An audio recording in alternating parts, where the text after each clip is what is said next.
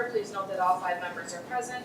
Item number 25, public entertainment premise license for SSB MKE Inc. DBA Sing Shop Bar, 6325 West National, agent Marla Poitinger. Madam Chair, this is Marla Boyer, is present. Hello.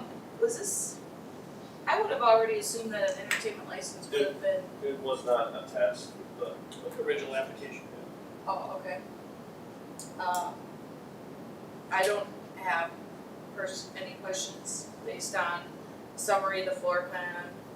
Does anyone else have any questions? No, I was assuming that, yeah, Alright, second. all in favor say aye. Aye. The ayes have it. Thanks, guys. Good to see you. You too. Number 26, conditional use permit for RCCG Household of God, a proposed religious institution used at 6228 West Washington Street. This was a public hearing item. Alderman Weigel, I agree with your thought process of, we make bars this when they're gonna operate, so I would make a motion to approve with the plan commission recommendations and based on the hours recommended. If they wanna change those hours and have Bible study on a different day or weddings, then I think to Alderman Weigel's point, then they just simply add that to the application and would they come back for us then, Well, I'm that's- assuming? Madam Chair. Can we just come up with some common sense hours right now and let them know that although they applied for 2 days a week, that if they wanna stay within typical, 9 to 5 hours on weekdays. I think the Bible study was evening though. Let's say Bible studies usually. Yeah, evening, and I think they'd certainly want to do Saturdays. I would think. I would think 9 to 9 would cover it, wouldn't it? I mean, does anybody have a problem with that? I mean, No. it certainly wasn't noticed to the neighbors that way. Their project description is like literally 4 sentences. I mean, it says, looking to purchase the building, establish a church, we would make floor plan adjustments, and then we'll be having a Bible study Wednesdays from 6 to 8 p.m. Sunday service from 8 to 3 p.m., which includes Sunday school, celebration services, etc. And Steve, I couldn't tell from the pictures, that eat-in kitchen, is it a gas stove? I don't know. Well, because I think about churches also will oftentimes operate like a food pantry, or even do a hot meal program or anything like that. And I just wanted to make sure that that's in their game plan eventually, or even right away, that we should know about that.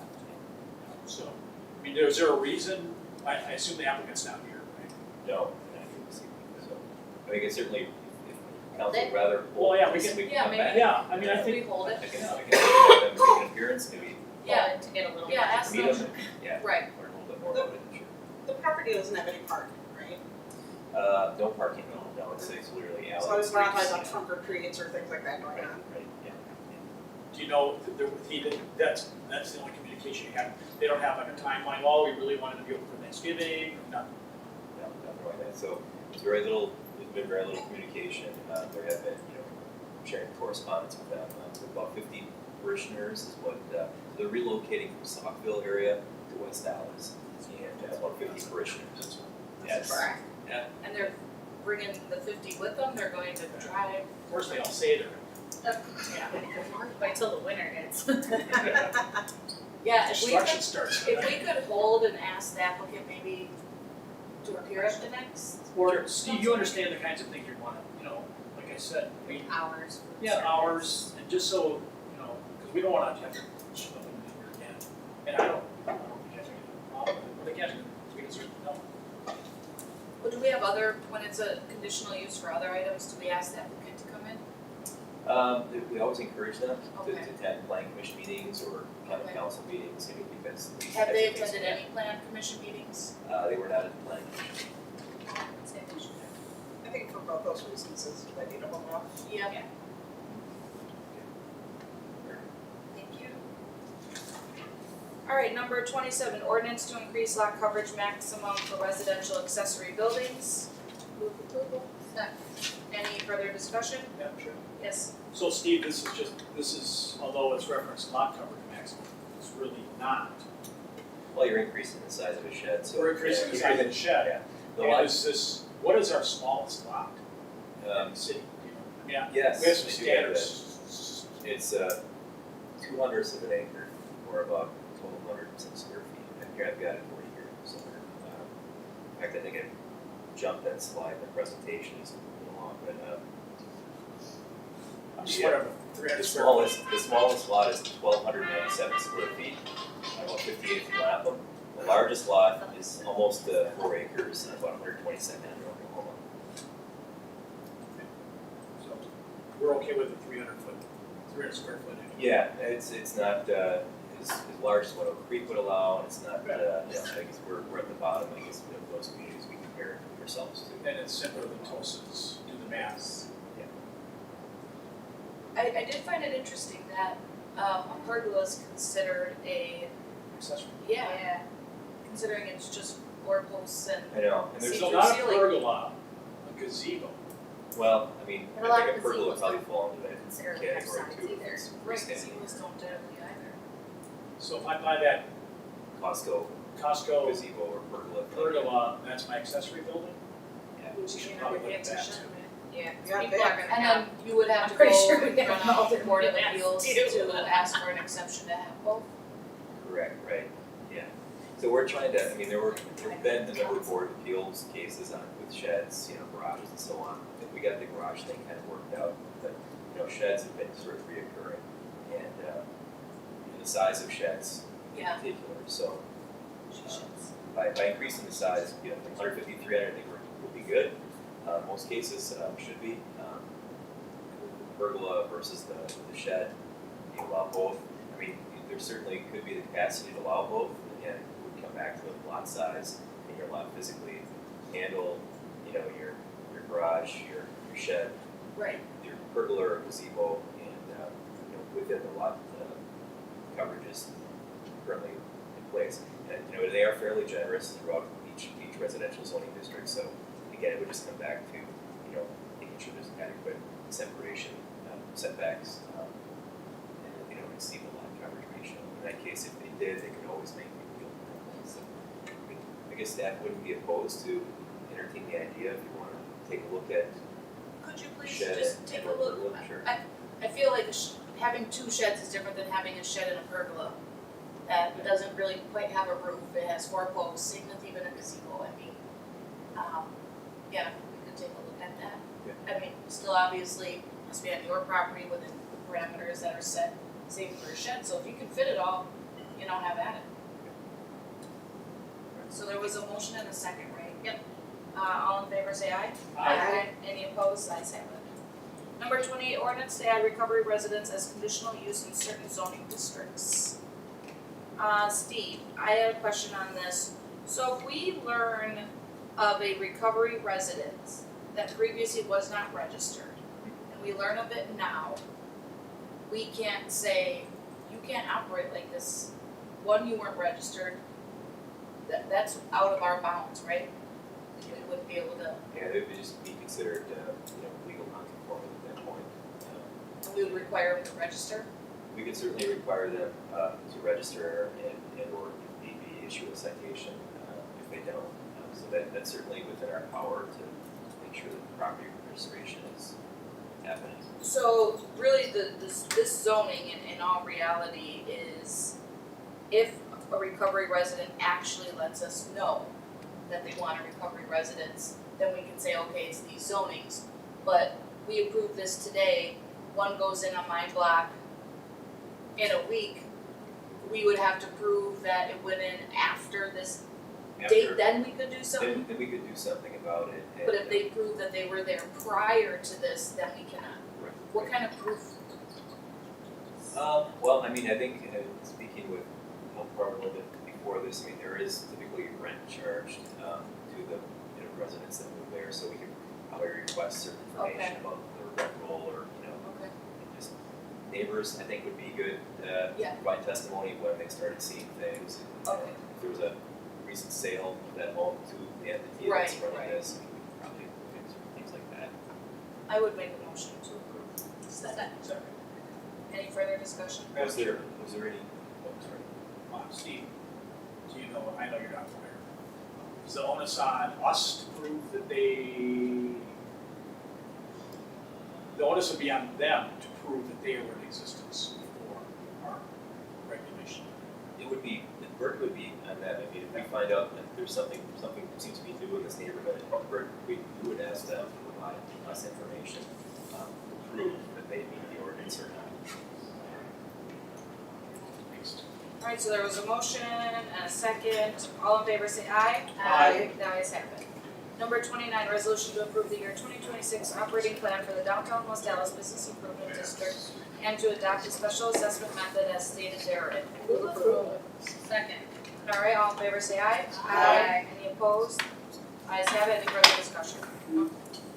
Alright, number 30, resolution to approve a certified survey map to split the existing parcel at 2214 South 60th Street into 2 parcels. Second. Any further discussion? All in favor say aye. Aye. The ayes have it. Number 31, resolution approving agreements with Community Development Block Grant subsidiaries, and the City Department for 2025 CDBG funded programs and projects. Steve, I just had one question. I sit on the Community Development Block Grant. Are we gonna be having a meeting soon on some of these, or? November 20th will be our next meeting. Okay. To actually decide on the level of funding for each for so that. Figured that was contested. I would make a motion to approve. Second. Any further discussion? No? All in favor say aye. Aye. The ayes have it. Resolution approving a parking lot lease agreement by and between the City of West Dallas and Antigua Properties LLC for the property located at 62 Star Star West National Avenue. Move approval. Second. Any further discussion? All in favor say aye. Aye. The ayes have it. Number 33, resolution approving a certified survey map for a redivision of the existing parcels located at 16 Star Star South 66th Street, 6601 West National Avenue, and 66 Star Star West Mitchell Street, submitted by Mendel Group. Patrick, anything seems pretty, It's related to future structure if we do it. perfect? Move approval.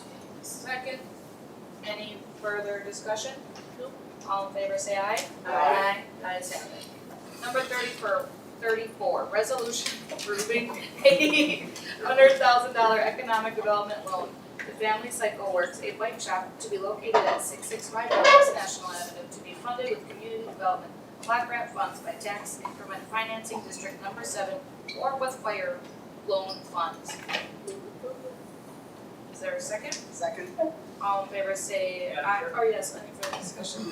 I just wanted to point out, Madam Chair, that the owner of Family Cycle, here's Chris, Nice to meet you. and you'll be open with this. Wonderful, Alderman Weigel. And just for clarity, I had a conversation with Alderman Wolf on this today. It says CDBG funds, TIF or fire loan funds. It could be a combination of all three of them. It has not been settled yet, right? Okay, you understand that, Alderman Wolf? It still may be TIF. When will it be? This week. We just gotta talk with fire.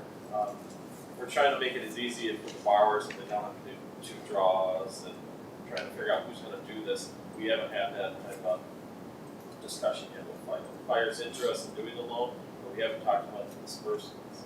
What it would be easier if it is TIF funds, we can combine the CDBG and the TIF, make those payments. We don't, we can white out the prevailing wage and all that type of stuff because we can pay for certain things with TIF. We draw once versus drawing from fire, which is an outside entity, or drawing from the city. We just haven't worked that out. Me. But you would still be drawing, possibly, the block grant funding and the fire money would go to the TIF then? 50,000 would be community development block grant funds. The other 50,000 of the loan would be either TIF number 7 or fire. We just haven't decided which funding source will take care of that. That's our economic development team. Because we have to talk with fire, which is an outside entity. Understood. We haven't talked with them. Thank you. They've approached us and said they're interested in doing small business. It's Fire. a payment. Fire, fire has, we have shared the write-up, but we haven't found out if they're interested in doing it. I think we're interested. There's one of the board members. Alright, any further discussion on number 34? Alright, all in favor say aye. Aye. The ayes have it. Number 35, resolution approving a $50,000 economic development loan to Greeby's Bakeries Inc. located at 5132 West Lincoln Avenue for the purchase of equipment to be funded through the Community Development Block Grant Funds. Patrick, I had a question. I seen that there were obviously the hiring requirements. What happens if those hiring requirements aren't met? The loan is technically in default. And they would become due, correct? We struggle with that. Right. Okay, any further discussion? Madam Chair? Yes. I don't know if everybody read all the stuff. So this is fourth generation, West Allis business. They're gonna be upgrading their facility and their procedures, so it would allow them to sell their product outside of the state of Wisconsin. Right now, they're allowed to sell in the state, but they're in talks to brokers or possibly regional or national. Call it takeover, huh? Another famous Wisconsin product. Alright, is there a motion? I'll move. Second. Any further discussion? All in favor say aye. Aye. The ayes have it. Anything else to come before economic and development? Is there a motion to adjourn? Motion to adjourn. Second. All in favor say aye. Aye. We are adjourned. At this time, I will call the administration committee to order. I note that all 5 members are here. Item number 20 is a resolution creating tax supplemental district. Did 1651st Act 2 or should we? Well, not for today, though. Oh, okay. So I think, it's up to Gail, 57th thing. Item 16, Mark. Do that right now? Okay. So what I have number 16 in the consent agenda, it's a claim by, is it Jala Johnson or Jala Johnson? For civil rights violations. That was a joke. It was the Spend an previous only joke. one. It's a spend and only joke. That makes it funny. Civil rights violations that occurred on August 20th, 2024. Thank you, Mr. Chair. This is a case that was filed in court, and the reason I asked for it to be referred back to the committee is I would just ask that council refer to the city attorney, but also authorize me to hire outside counsel to defend the city in this case. Our attorney who handles these types of cases is also the deputy clerk of elections, and so when coming up work for this case, it happened in 26, we have 4 elections. So it's going to be more difficult for her to take on all the extra work for a case like this. And so since she's at capacity with the elections, I just asked that they authorize outside counsel for this work. So, Motion to approve based on attorney recommendation of outside counsel. Second. is there any further discussion? All in favor? Aye. So be it. Okay. Item number 20. Resolution creating TID District number 21, approving its project plan and establishing its boundaries. So this is St. Allis, correct? Correct. You want a quick overview or not? This is what we talked about in the last economic development. Everyone got their booklet? We also have a representative Allis here tonight too. We'll draft the TIF plan. So you want to chime in while it's here or no? Overall, what we submitted was for a 27-year plan. That's not what is going to be settled in the development agreement, but the TIF is structured for 27 years, and that produces around 14.9 million of tax increment. It is a but-for because of the blight of the vacant school, the vacant church, and the structure of this TIF will help structure redevelopment at that site. Motion to approve. Second. Is there any further discussion? Resolution need a roll call? Yes. Okay. Call the roll? No. No, So, you know, Not a committee. okay, not committee. Okay, all in favor? Aye. Resolution's adopted. Resolution number 21, resolution approving an amendment to the project plan of forested district number 7. Motion to approve. Second. Everybody read the write-up, understand what's going on, it's donor TIF close to it. And this is what we talked about again last, right? Any further discussion? All in favor? Aye. Resolution is adopted. And now, we're just gonna table 22? Yeah, I asked that we hold it until 2000. I was gonna just approve it. Oh, it says discussion purposes. Item number 22 is the 2026 City of West Allis Mayor's recommended budget initial presentation. Would you mind? Thank you, Mr. Chair. So I know a lot of you have been through this several times, some of you this is your second round, but I want to take a minute at the front end to thank our city administrator, Aaron Hearn, and our finance director, Jason Kazmarek, and Chris Muller, and everybody who helped put this budget together for a lot of reasons, which you'll be informed of. This was actually not the worst budget we've had to deal with in the last couple of years, but with that being said, I cannot pass on taking another chance to comment that the way the state is funding local governments is a broken and unsustainable system, and we're still in these throes of finding Band-Aids and duct tape every year to get us through to the next year. This year we just had a little bit better fiscal shape that we have not had in a while, a little bit more in that new construction. I don't want to take too much of your presentation, but again, there's still a need to contact our state officials, whether it's where you represent as a council member or everybody else in this room where you live as a homeowner or a resident, to contact them as well, because we are overly dependent on property taxes. We are not on a sustainable path, and something has got to be compromised between the Republican Assembly, the Republican Senate, and the Democratic governor. And with, there's talk of the houses switching next term with some of the new districts. Either way, no matter if there's a D or an R next to their name, it's got to get done. And it's still too argumentative, it's still too finger pointing, and there's a complete lack of willingness to compromise, which is ridiculous. So when, just on a closing note, when you get these action alerts from the League of Municipalities asking you to contact on various bills or various things that are happening, please take those seriously. When you get opportunities to attend the League conference that talks about a lot of these trends, please take that opportunity. The city has funding in the budget for you to attend these, and they're great opportunities to learn what's going on.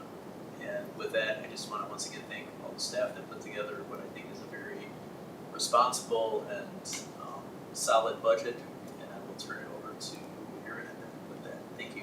Thank you so much, Mayor.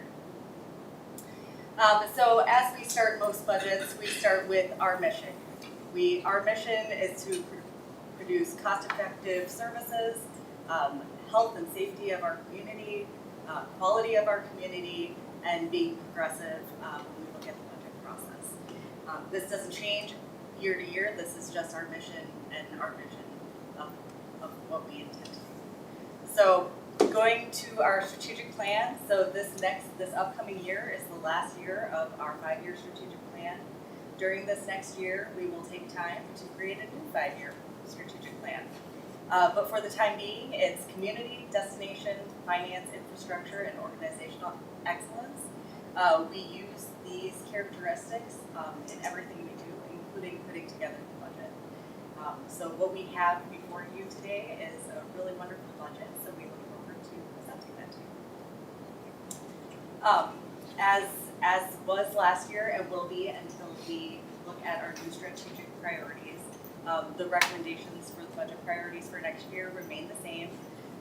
Pedestrian safety and reckless driving, road and abatement, outdoor amenities, and community engagement, as well as employee investment. So going forward, I'm going to turn it over to our finance director, who is going to explain all these wonderful things that we have put together for you. So just a recap for the 2025 budget year that we're in right now. We, as the mayor said, there's a structural deficit that we face every year. Thankfully, we've been able to figure that out year over year. but it's definitely difficult. One of the ways that we balanced the budget for this year was the health department merger with the Southwest Suburban Health Department. That was a one-time savings of $265,000. So I reiterate, that it is saving us $265,000 per year, but we're not getting an additional $265,000 every single year. So that was a good thing, but that was kind of like a one-time budget fix. And then we did get, over the last couple of years, we were supplemental aid as well. Every year when we do the budget, we talk about our limits. We've got two main limits that we're up against. We've got our revenue limit, which is our levy limit. This year's levy limit was $295,000. If you remember last year, we had a $22,000 levy limit. On average, I think the 2022 figure, 265,000, that's probably about average for us. So we're kind of right about there this year. The levy limit, just as a reminder, is a function of net new construction. So to the extent that we're getting new development, we get that increase, but then the stuff that's removed is decreased, so it's net of that. So we thank the economic development team for continuing to turn the properties in the city. So that's levy limits, that's the revenue side of things. And then there's the expenditure restraint side. That's slightly different. That one's limited to CPI plus a portion of the net new construction. For this year, that limit is 3.1%, and the budget that's presented is at 3%.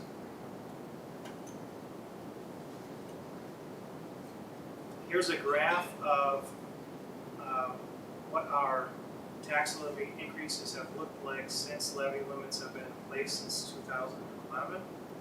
The top line on there in blue, that represents CPI. So kind of like average cost increases, right? The bottom straight line represents the average tax levy that the city has had over that same time period. So there's a significant gap between what we actually increased our levy by and what average costs have been.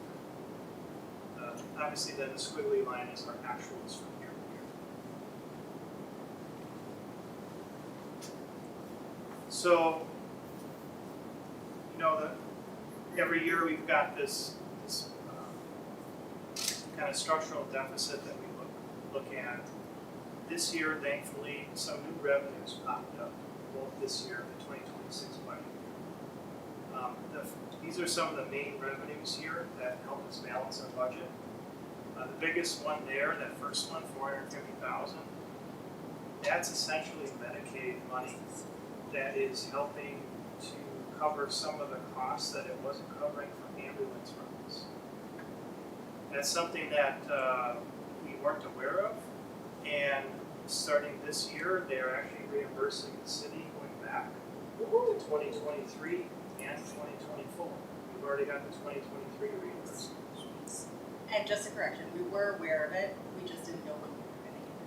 So this program started in 2023, and Jason Shack has been working with it, but we didn't know exactly when we were gonna get it or how much, so we just did that.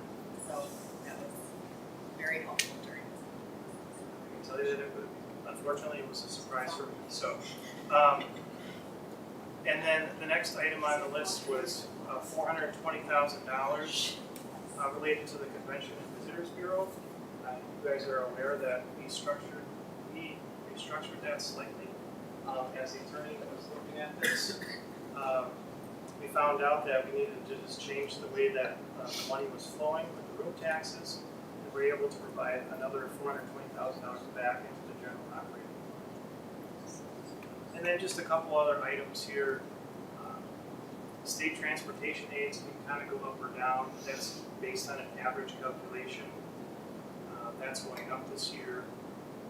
The state did promise that shared revenue is going to go up every year based on sales taxes. $240,000 there. I do have a pause though, because they gave us the $240, but then on a different state aid, they took away $185. So hoping that that would stop happening every year too.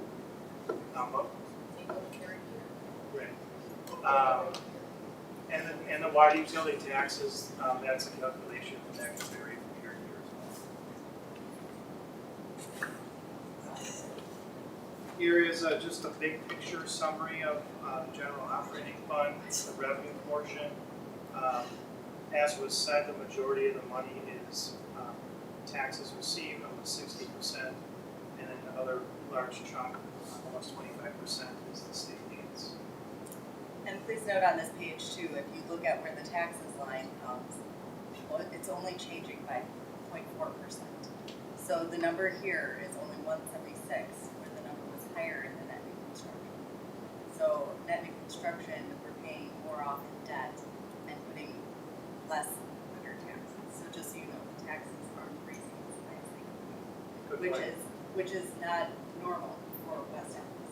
So normally we take as much as we can get from that construction, but this year it's not the case. Because of all the additional revenues, we're not levying to that maximum capacity for this year.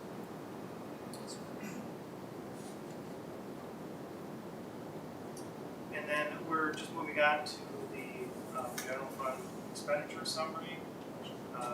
No major changes in the pieces of the pie. The majority of it is public safety at 60%. The next biggest pieces are public works and general government.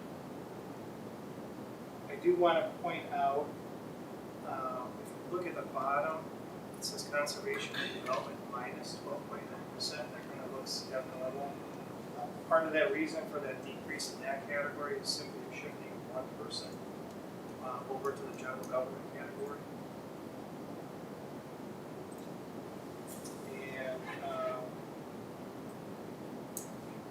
And just one more thing. I was looking at my notes. Sorry. In that general government category, if you go back, part of that increase, that 6.1% increase, is also restoring previous reduction that we had in the transfer to capital funds. So between the transfer of a person going in there and the restoring of that transfer, that's why that's up.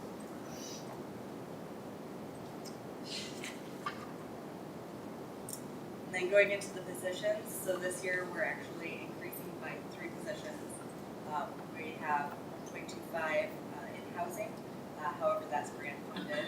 We have 1 in human resources, 1 in public works building maintenance facility, 1 in engineering, 0.5 in the attorney's office, 0.25 in finance, and then just reallocation of FTEs between city admin and city clerk. And then just a little on employee investment. So this year, we were able to give 2% increase for federal employees. We have already finalized negotiations with fire that was approved by council for a 1-2 split increase, and we're still under negotiations with the police department. There will also be about 3.8% increase for health insurance to on top of it. Considering health insurance is typically 7% or more, that's a pretty good, that's a low increase, so I'm happy about that. This slide here just shows a lot of historical information.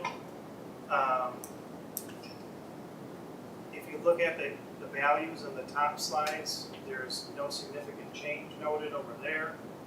And then I just want to point out at the bottom the projected tax rates here, the local tax rate going from 8.34 to $8.56 for this year, and then my best guess over on the bottom right for the overall tax bill going from $20.38 to $22.37. We'll see how close I get on that.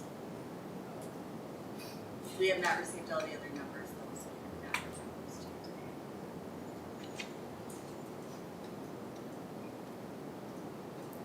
And then just looking at what it looks like to an average person, so I took a household where the house price is $200,000 and the tax rate of 8.56. That would come to increase of $44. So I took a bunch of things and what would be $44. So the taxes just from the city itself will be about $17.12 if your house was came to the price of $200,000. And this is just a calculation for anybody who wants to do that, basically putting their own number in there. The tax increase by 44 a month. No, that's Yeah. the annual tax increase, yep.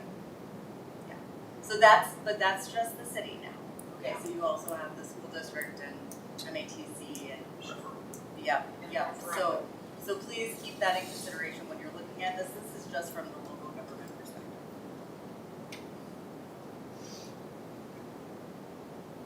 And then moving on to utilities, I want to start by looking at the right here. The rates are going to be increasing on a few of the utilities just to keep up with costs. The average increase for a single family home is going to be a little under $8 per quarter.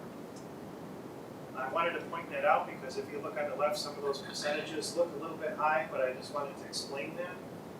Starting at the top, the water utility, just as a reminder, that's controlled by the State Public Service Commission. Those rates were already updated earlier this year, and those aren't changing at this point. The other utilities are under local control. The sanitary utility rates are projected to go up 11.6%. However, those rates have gone up every single year. So if you look back over the last 8 years, this would actually equate to 2.6% per year. Same thing with the storm utility. That looks like a higher number. It's increased 14.6%. But if you average that out over the last 9 years, we're looking at 2.3%. And then just talking about solid waste is seeing a 5% increase. There was an increase already this year as well. The tipping fees, the cost to get rid of the trash has gone up significantly. The cost of the vehicles has gone up significantly. And so that's why we're seeing an increase there. If we have given any thought, I know it's not like that much, but it's a little bit easier to stomach like 2.3% a year, an actual year that it's happening, than saying, well, but it just equates to 2.3 over 8 years, which is now 14, which is a little bit harder to take. Like, have we gave it thought of maybe like going forward in future budgets that we do look at a 1 or 2% each year, so we can not have to then go, oh, now it's 14 and 11 and. Correct. One of the great things that we got out of our water utility rate increase was the official study from Allis. They did a long-term projection, and those really detailed projections can help us look forward 5-10 years down the road. Nice. I believe that's the way we should go. We don't currently have those in place, and so that's why we're seeing these kind of like knee-jerk reactions. Yeah, it's a little bit more reactionary than proaction. Right. Thank you.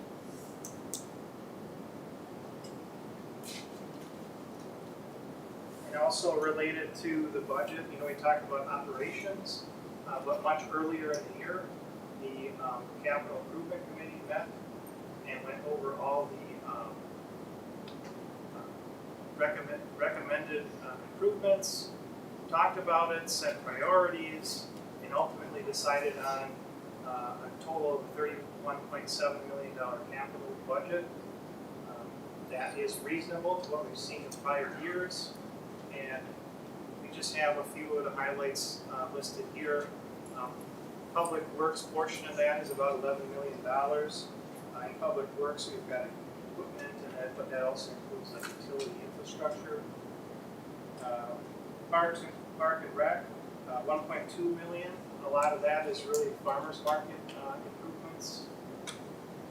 In the police department, we have 1.5 million there. The big item there is a dispatch radio system upgrade. And then for streets, 17.5 million. I think a highlight I have for that one is just the National Avenue redo. DOT is coming through to do National from Lincoln to 108th? Yeah.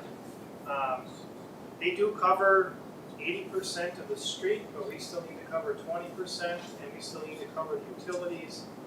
And the city bill for that one alone is just under $8 million for that one street. So it's kind of an anomaly that we wouldn't normally see, and that's helped prop up the streets budget. Overall, we're paying for that with a mixture of cash and debt and grants. Jason, is the Public Works building in there?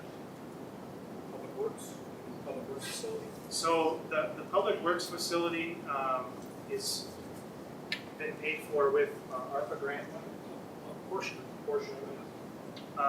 Portion with cash on hand, and then debt that we already took on. Okay. So those payments are going to be included in the debt portion of the tax levy. And last but not least, the next steps. So on October 30th, I'm going to be holding a public information session at Allis at 6, just to kind of go over the process of the budget, so that, you know, individuals and the public can come and learn more about just what we do when we're going through this process. We'll also then have the public hearing, which will be just this and repeat. And then on November 11th, will be council consideration of the 2026 budget. I don't know if there. Just for everybody's benefit, for people watching, Talia's is an event center on 7400 block of Greenfield Avenue. And if you want to use Milwaukee GPS, it's across the street from Double B's. It's Milwaukee GPS. So it's right across from Double B's. Are there any, in years past we would do it, but this helps, are there any separate admin and finance meetings planned, or do we just talk about these during committee?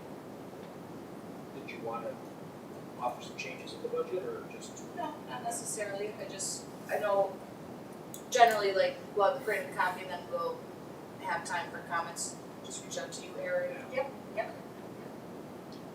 I know in previous years, there's been a lot of discussion on like what areas each department has produced results on some of these things within the budget. And so what I thought is that we do that more in January, you know, once the year's end, we'll gather that information.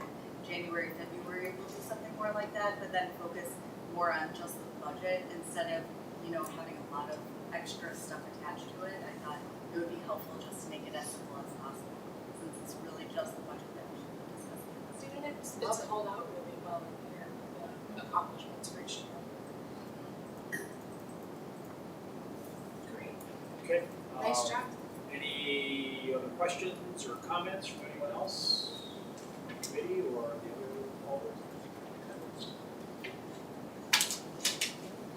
This is a discussion item only, so it's in the file. And Motion to adjourn. the motion, and a second.